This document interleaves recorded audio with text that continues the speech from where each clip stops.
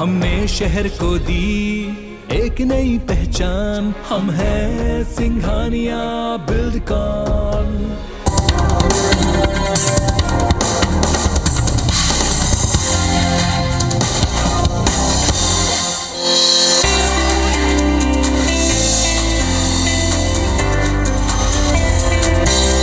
नमस्कार, सेहत से जुड़े हमारे खास कार्यक्रम हेल्थ गुरु में स्वागत है आप सभी का। मैं हूं आपके साथ ज्योति सिंह। अगर आप चल रहे हैं और उस समय आपकी सांस फूल रही है, सीढ़ियां चढ़ते वक्त अगर आप हाँफ रहे हैं, तो ये लक्षण हृदय रोग के हो सकते हैं। सही समय पर बढ़ती हुई सावधानी आपको हृदय रोग या फिर गंभीर बीमारी को रोकने में काफी मददगार होती है। खुद के दिल को स्वस्थ रखने के लिए क्या करना चाहिए, इस पर आज हम चर्चा करेंगे। तो चलिए शुरू करते हैं अपना खास कार्यक्रम हेल्थ गुरु।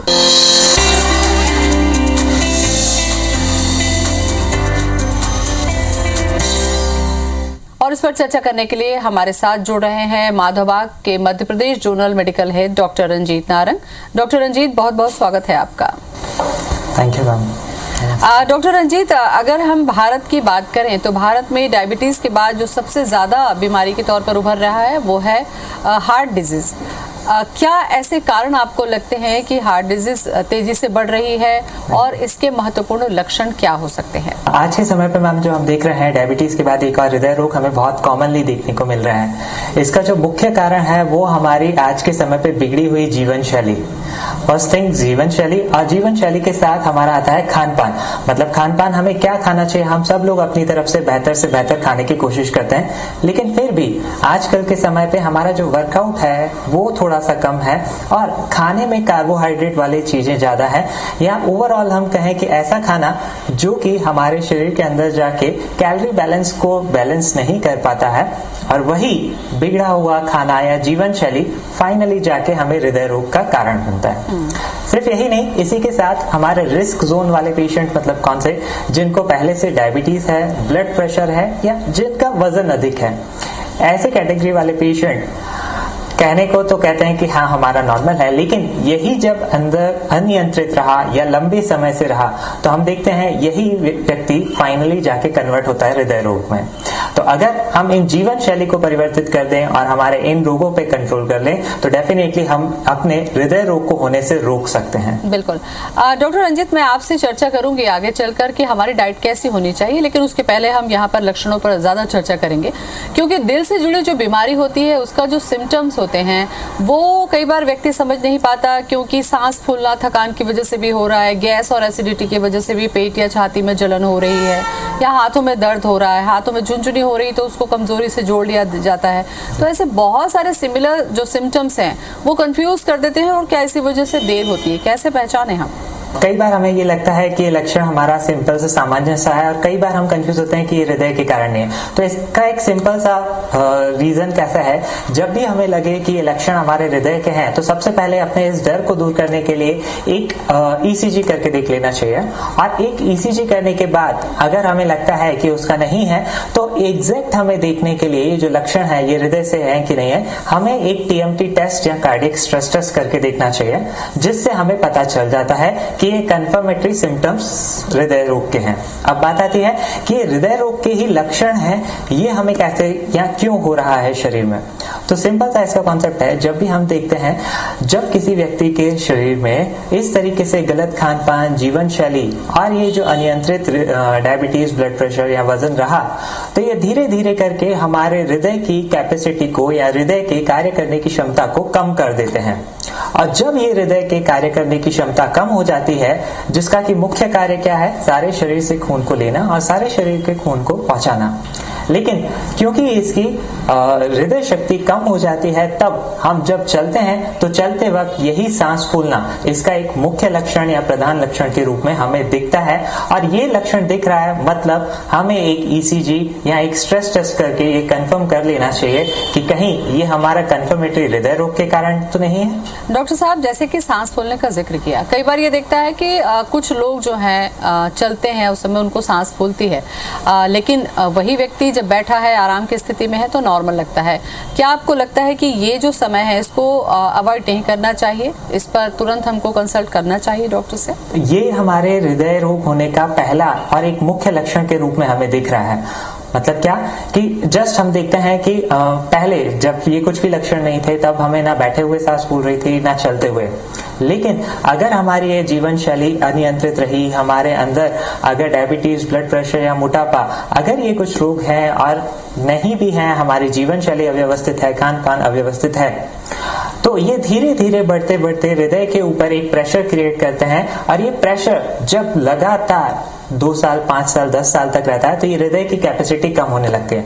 अब ये कम हुई कैपेसिटी किस लेवल तक पहुंची है, मतलब अगर हम बैठे हुए हैं उस वक्त तक तो हृदय की कैपेसिटी है बढ़िया और वो हमारा ब्लड सप्लाई करता है, लेकिन जैसे ही हम चले तो हमारे ऑर्गन्स को ब्लड ज्यादा चाहिए, लेकिन हमारे क्योंकि हृदय की कैपेसिटी कम हो चुकी है और हम चल रहे हैं लेकिन वो हृदय को पूरे शरीर में समय पे पहुंचा नहीं पा रहा है, इसी का सिम्टम रूप में हमें दिखता है सांस फूलना।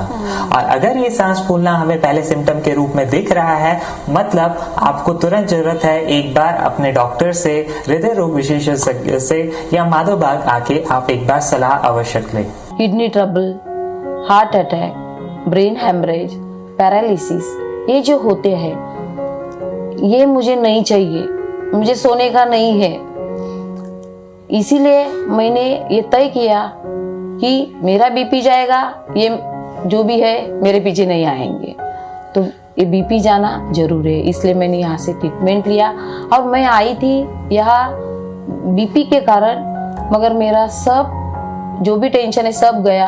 और जो डायबिटीज भी मेरा 6.5 था, यानी कि बॉर्डर पे था, मुझे दवा कौन सा भी चालू नहीं था, अभी वो भी नीचे आ गया है। यानी कि एक बीमारी के लिए मैं यहाँ आई और मेरे सब बीमारी यहाँ से निकल गई। ये सब धन्यवाद मैं माधव बाग को दूंगी। माधव बाग में आओगे तो बीमारी मुक्त हो जाओगी। डॉक्टर साहब, ये लक्षण अगर रूटीन में दिख रहे हैं तो ठीक है, लेकिन अगर अचानक से महसूस होने लग जाए या देर रात ऐसी स्थिति होती है तो फिर क्या परिवार वालों को भी अब यहाँ पर अलर्ट होने की जरूरत है?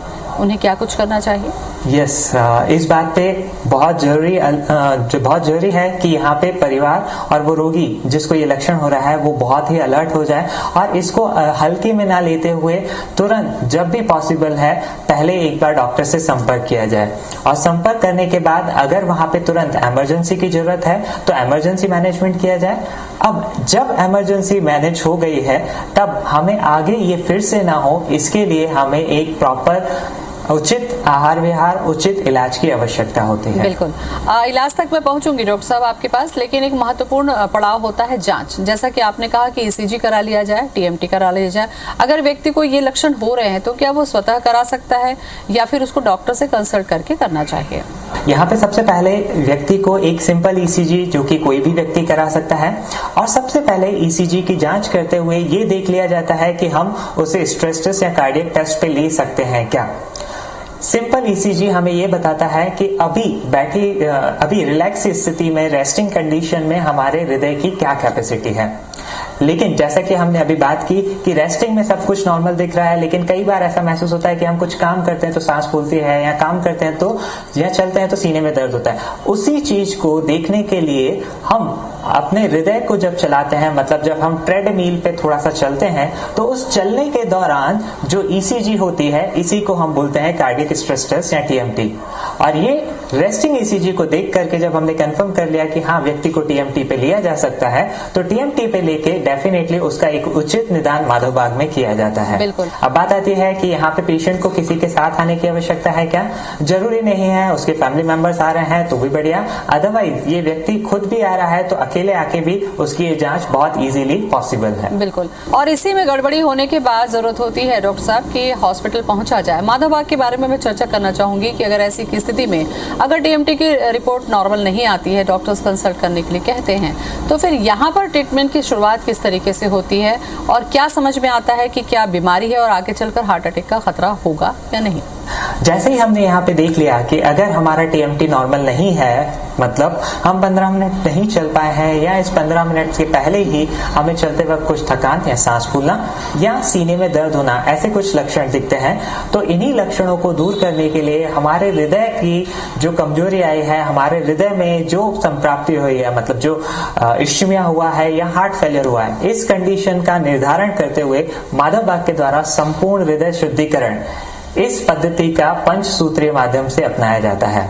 मतलब सबसे पहले पंचकर्म, डाइट, आयुर्वेदिक लाइफस्टाइल और इसी के साथ हमारा खाना पीना और व्यायाम, इन सबको जब हम अपनाते हैं तो डेफिनेटली हम अपने हृदय को बहुत ही अच्छे तरीके से स्वस्थ बना सकते हैं बिना किसी सर्जरी के।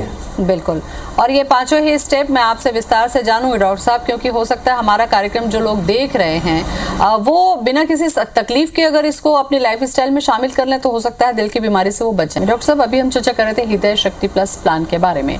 ये जो प्लान है, ये जो पांचों पड़ाव होता है, उसमें किन बातों का ध्यान रखते हैं, इससे जुड़ी जानकारी आप जरूर दें। हृदय शक्ति प्लस प्लान हमारे ये माधव बाग की तरफ से जन साधारण के लिए एक ऐसा प्रस्तुत किया गया है जिसमें कोई भी व्यक्ति क्लिनिक पे आके अपना एक ईसीजी और अपना एक टीएमटी और डॉक्टर का परामर्श, बीपी, पल्स, शुगर, ये सारी चीजें हम इसमें देखते हैं। और ये देख करके आपका हृदय स्वस्थ है या स्वस्थ करने के लिए हमें कुछ आवश्यकता है, इसका ये निर्धारण हो जाता है। और निर्धारण करने के बाद उपचार करके इसको एकदम से तंदुरुस्त और फिट बना सकते हैं। तो इस तरीके से ये माधव शक्ति का जो हृदय शक्ति प्लान है वो हमने अभी लॉन्च किया हुआ है। मुझे थोड़ा डायबिटीज का, हार्ट का प्रॉब्लम था, इसके लिए मैं थोड़ा एलोपैथिक में ट्रीटमेंट लिया। वो लोगों ने बोला था टीडी को करो, एंजियोग्राफी करो, लेकिन मैंने माधव बाग का जाहिरात पढ़कर पेपर में, मैं माधव बाग में इधर वसंत विहार में एक क्लिनिक में आया। वहाँ मुझे हार्ट के लिए अच्छा ट्रीटमेंट मिला। वो जो मेरा पहला जो गोली था डायबिटीज़, वो यूरिक एसिड, डायबिटीज़, कोलेस्ट्रॉल और बीपी का, ये सब गोली बंद हो गया। अभी मैं इतना अच्छा है, पहला मुझे जीना बीना कुछ चढ़ने को नहीं आता था, अभी मैं खुशी से जीना चढ़ता है, 8-8 माला चढ़ता है, मुझे कुछ प्रॉब्लम नहीं है। अभी मैं बहुत तंदुरुस्त है। और ये इसके लिए मैं माधव बाग को सब मेरा ये देता है कि वो लोगों ने मुझे ये सब बीमारी से मुझे अच्छा किया है और लोगों ने इसका फ़ायदा लेना चाहिए। हार्ट का और डायबिटीज़ का माधव बाग का में ट्रीटमेंट लिया तो ज़रूर ये हो जाएंगे। मैं सबको ये प्रार्थना करता हूँ कि उसने ज़रूर इनका लाभ लेना चाहिए। यहाँ पर सबसे अहम बात ये है डॉक्टर साहब कि अगर आपको लगता है कि टीएमटी में कोई प्रॉब्लम आई है तो क्या ये जो तकलीफ है या जो दिल की ये जो तकलीफ है, क्या ये आपके बताए ट्रीटमेंट से दूर हो जाती है? क्योंकि कई बार देखा जाता है कि वॉल में कोई खराबी है या जो ट्यूब्स हैं वो बहुत ज़्यादा सिकुड़ चुकी हैं। ऐसी बहुत सारी डिजीज़ हमने देखी है कि हार्ट से जुड़ी होती है। तो किन किन चीज़ों में ये पद्धति कारगर है? कई बार हमें ये डर लगता है कि ये हार्ट डिजीज ठीक होगी कि नहीं, खास करके जब हम बाहर लोगों से सुनते हैं तब हमारे मन में ये धड़कन और बढ़ जाती है कि क्या हमारा हृदय रोग ठीक होगा क्या। तो इसके लिए मैं सबसे पहले बोलना चाहूंगा कि हमें अपने मन से डर को निकाल देना चाहिए और एक अच्छे ज्ञान को ले लेना चाहिए, एक अच्छी जानकारी को ले लेना चाहिए। अगर हमें अच्छी जानकारी मिल गई, अच्छी सलाह मिल गई तो हमें इससे डरने की बात नहीं है। अब बात आता है कि यहाँ जो हमने टीएमटी देखी, इस टीएमटी को 15 मिनट पे चलने के बाद हमें अगर 15 मिनट नहीं चल पा रहा है तो दो चीजों का बहुत मोटे तौर पर पता चल जाता है। एक ये कि व्यक्ति कहीं हार्ट फेलियर में तो नहीं है, या दूसरा व्यक्ति को इश्यमिया तो नहीं है। इश्यमिया मतलब जो हम अधिकतर सुनते हैं कि हमारे हार्ट में ब्लॉकेज है, खून नहीं पहुंच रहा, और इन्हीं के कारण जो हमें लक्षण होते हैं कि सीने में दर्द या सांस फूलना।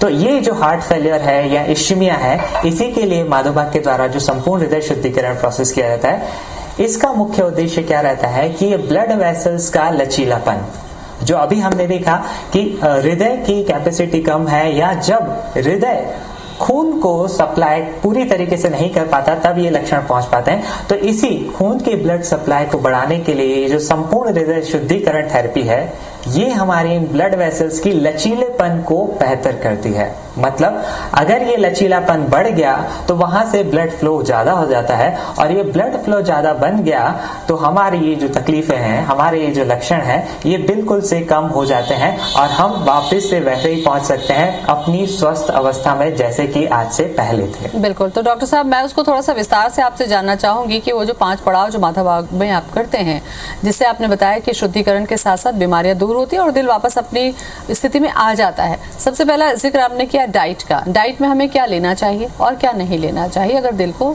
सेहतमंद रखना है? तो जैसे कि अभी हम देखते हैं कि हमारा जो दैनिक जीवन पे आहार रहता है, मतलब आहार के रूप में हम अधिकतर कार्बोहाइड्रेट बहुत ज्यादा ले रहे होते हैं। तो उसमें सबसे पहले यहाँ पे बात आती है कि अपने कार्बोहाइड्रेट्स लेवल को या कैलोरीज को अपना कट कर देना। मतलब अगर हम अभी 3 टाइम खाना खा रहे हैं तो उसको अगर हमने 2 टाइम कर लिया, या जहां पे हम 5 रोटी 6 रोटी 3 रोटी खा रहे थे उसको थोड़ा सा कट डाउन कर लिया, तो this is the first calorie cut down and the carbohydrate को कम से कम लेना। सबसे पहला हमें ध्यान ये रखना है कि इस कार्बोहाइड्रेट को कम लेते हुए और ऐसे फूड्स जो कि नेचुरल रिसोर्सेज से हमें ज्यादा मिलते हो, जिसमें कि नाइट्रिक ऑक्साइड ज्यादा मिलता है जो कि हमारी ब्लड वेसल्स की हेल्थ के लिए इंपॉर्टेंट है। तो ऐसा अगर हम आहार लेते हैं तो हम इस होने वाले हृदय रोगों से बच सकते हैं, और बचने के साथ साथ जो हृदय रोग हैं उसको रिवर्स भी किया जा सकता है। नेचुरल फूड से समझे हम कि फ्रूट्स का इंटेक ज्यादा करना है, वेजिटेबल्स ज्यादा खानी है, क्या करना है? यहाँ पे दोनों चीजें आती हैं, मतलब फ्रूट्स और वेजिटेबल्स। मतलब जब हमारे पास कोई व्यक्ति आता है इसके ट्रीटमेंट के लिए, तो हम सबसे पहले उसका हाइट एंड वेट इसके अनुपात के हिसाब से उसका बीएमआई को देखते हैं, और उसके बीएमआई के अनुसार उसे दिन भर में कितने कैलोरीज की आवश्यकता है उस कैलोरीज के हिसाब से, और ऐसे फूड्स जो कि हमारे इन ब्लड वेसल्स की हेल्थ को इंप्रूव करते हो। मतलब इसमें सलाद आता है, सलाद के साथ फ्रूट्स आते हैं, फ्रूट्स आने के साथ जो नेचुरल फूड्स के रूप में जैसे अलसी हुआ, पंपकिन सीड्स हुआ, इन सब की बहुत सही निर्धारित मात्रा को डिसाइड किया जाता है। सिर्फ यहाँ पे इस फूड्स नहीं, इस फूड्स के साथ साथ ऐसे आहार, मतलब जो हम डेली लाइफ में कार्बोहाइड्रेट के रूप में मेनली राइस या फिर हम गेहूं के रूप में गेहूं के आटे की बनी हुई रोटी खाते हैं, तो इन्हीं को कट डाउन करने के लिए जो कॉम्प्लेक्स कार्बोहाइड्रेट है या मल्टीग्रेन से बना हुआ आटा है, ये सारी चीजों की व्यवस्था की जाती है। लेकिन इन सब का मुख्य आधार रहता है हमारा बीएमआई, मतलब हमारे हाइट के अनुपात में हमारा वजन कितना है, यानी कि हमारा बीएमआई कितना है, उस अनुसार प्रति व्यक्ति के हिसाब से ये डाइट अलग अलग हो सकती है। लेकिन अगर हम साधारण रूप से कहना चाहें, कॉमन रूप से, तो सिंपल सा अपने इस कार्बोहाइड्रेट को कम करते हुए, मतलब गेहूं की मात्रा को कम यूज करते हुए मल्टीग्रेन का रूप हम यूज करें, या दालों के रूप में हम दालों को मल्टीग्रेन के रूप में, मतलब मल्टी दाल्स को या दाल की मात्रा को अपने आहार में बढ़ा करके, सलाद की मात्रा को अपने आहार में बढ़ा करके, इस तरीके से हम ये स्वस्थ जीवन शैली या स्वस्थ आहार को अपना सकते हैं। बिल्कुल डॉक्टर साहब, लेकिन आपने देखा होगा कि भारत में खास करके छत्तीसगढ़, मध्य प्रदेश ऐसी जगहों पर जहाँ पर चावल का उत्पादन बहुत ज्यादा होता है, गेहूं का उत्पादन ज्यादा होता है, उन्हें ये लगता है कि फ्रूट्स अगर हम खाते हैं तो हमारा पेट नहीं भरता जब तक कि हम चावल ना खाएं, हम रोटी ना खाएं, तो ऐसे में कमजोरी आ जाती है। तो इसके पीछे क्या मिथ है? क्या हम फ्रूट्स या इस तरीके की डाइट लेते हैं तो हमारी सेहत पर कोई फर्क पड़ता है, या स्किप करते हैं हम तो उसका कोई असर पड़ता है? जस्ट ये जो हमें एक मिथ है बहुत कॉमन सा है कि हम अगर रोटी नहीं खाएंगे, हम अगर राइस नहीं खाएंगे तो हमारा पेट नहीं भरेगा। लेकिन इसके पीछे वास्तविकता या हमारे शरीर की वास्तविकता क्या है कि हमारे शरीर के अंदर ग्रेलिन और लेप्टिन, ये 2 हार्मोन्स रहते हैं जो कि ये डिसाइड करते हैं कि हमें कब भूख लग रही है और भूख लगने के बाद हमारा पेट कितना भर रहा है। वैसे भी आजकल के रूप में जो हमने अभी बात कही कि अव्यवस्थित जीवन शैली या दिनचर्या, तो जैसा कि हम जानते हैं हमारे पूर्वजों से हम पहले इसको फॉलो करते थे कि खाना खाते वक्त हमें टीवी नहीं देखना है और बहुत ध्यान से देखना और बहुत चबा चबा के खाना है। सेम लाइक दैट अगर यहाँ पे इस मल्टीग्रेन आहार को या इस आहार को भी अगर हम धीरे धीरे करके खाते हैं, सम्यक रूप से एक माइंडफुल ईटिंग के साथ खाते हैं, तो ये कुछ समय के लिए, क्योंकि हम आदत अपनी चेंज कर रहे हैं, इसलिए ये कुछ समय के लिए 5 से 10 दिन 15 दिन तक हमें परेशानी दिख सकती है। लेकिन ये 10 से 15 दिन के अंदर जैसे ही हमारे शरीर में ये ग्रेलिन और लेप्टिन हार्मोन का रेजिस्टेंस खत्म हुआ, इन हार्मोन की नेचुरल प्रवृत्ति हुई, तो ये तकलीफ भी हमारे शरीर से धीरे धीरे दूर हो जाती है और हम वैसी ही एक आदर्श जीवन शैली, आदर्श आहार व्यवस्था में हम ढल जाते हैं। कुल मिलाकर डॉक्टर साहब, जैसा कि माधवबाग में होता है कि आहार जैसा अनाज खाते हैं वैसी ही सेहत होती है, उसको आप लोग कारगर कर रहे हैं। दूसरा महत्वपूर्ण पड़ाव वो ये कि हमारी लाइफ स्टाइल में हमारी एक्सरसाइज या हमारी वर्किंग कैपेसिटी अब चेंज हुई है, काम का तरीका बदला है।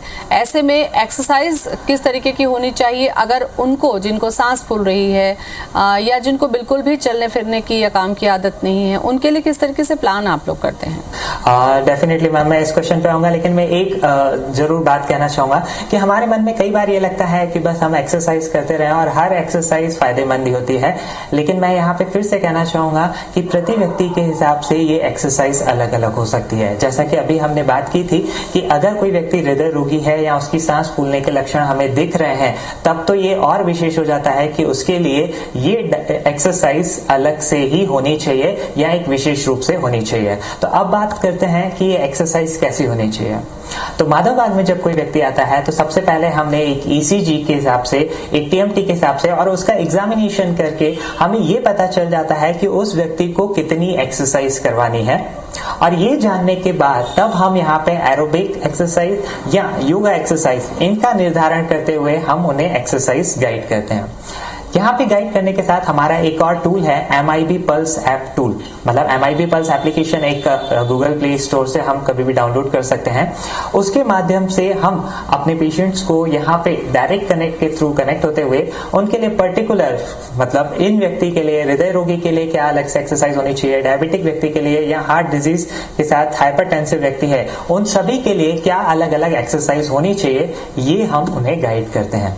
लेकिन अगर हम एक बात करें एक कॉमन सी कि कौन सी ऐसी एक्सरसाइज है जो कि हम बेस्ट से बिना किसी रुकावट के कर सकते हैं, तो वो है हमारा पैदल चलना।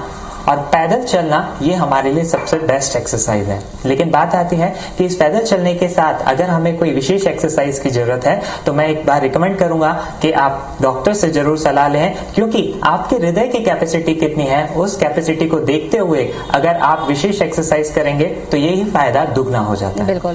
डॉक्टर साहब, जैसा कि माधवबाग में आपने भी कहा कि हृदय रोगियों के लिए HFRT जो ट्रीटमेंट होता है वो पूरे 1 साल तक चलता है, तो ये जो पूरा 1 साल है ये किस तरीके से होता है और खर्च कितना, क्या बहुत ज्यादा होता है? पहले देखने से ऐसे लगता है कि सर ये ट्रीटमेंट तो 1 साल चलेगा या खर्च बहुत ज्यादा आएगा क्या।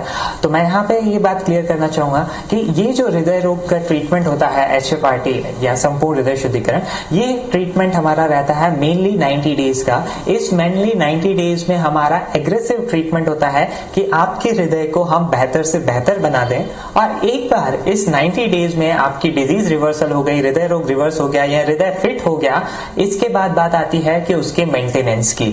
मतलब मेंटेनेंस यानी यहाँ पे हर महीने 1 या 2 बार हम मिलते रहते हैं, उनकी थेरेपीज एज पैसिव ट्रीटमेंट के हिसाब से कंटिन्यूस चलती रहती है, ताकि ये पूरे के पूरे 1 साल तक आपका हृदय हेल्दी बना रहे और आपको ये जो जीवन शैली हमने गाइड की हुई है ये आपके जीवन में परमानेंट बनी रहे। तो एग्रेसिव ट्रीटमेंट 90 डेज के होने के बाद वो कहीं गड़बड़ ना हो और इसी को कंटिन्यूस फॉलोअप रखने के लिए ये ट्रीटमेंट हम 1 साल तक कंप्लीट मैनेज रखते हैं। लेकिन इसका एग्रेसिव ट्रीटमेंट मुख्यतः 90 डेज होता है स्टार्टिंग। बिल्कुल। तो काफी अहम जानकारी डॉक्टर साहब आपने दी और उसका सार यही है कि आपको सादे जीवन की तरफ वापस लौटने की जरूरत होगी अगर आपको अपने दिल को स्वस्थ रखना है। बहुत बहुत शुक्रिया आपका। Thank you. तो दिल को अगर सेहतमंद रखना है तो वापस अपने दिनचर्या को सामान्य करना होगा, खान पीन साधारण करना होगा और अपने जीवन में लाइफस्टाइल में एक्सरसाइज को शामिल करना बेहद जरूरी होगा, तभी हमारा दिल स्वस्थ रह सकेगा। फिलहाल इतना ही। नमस्कार।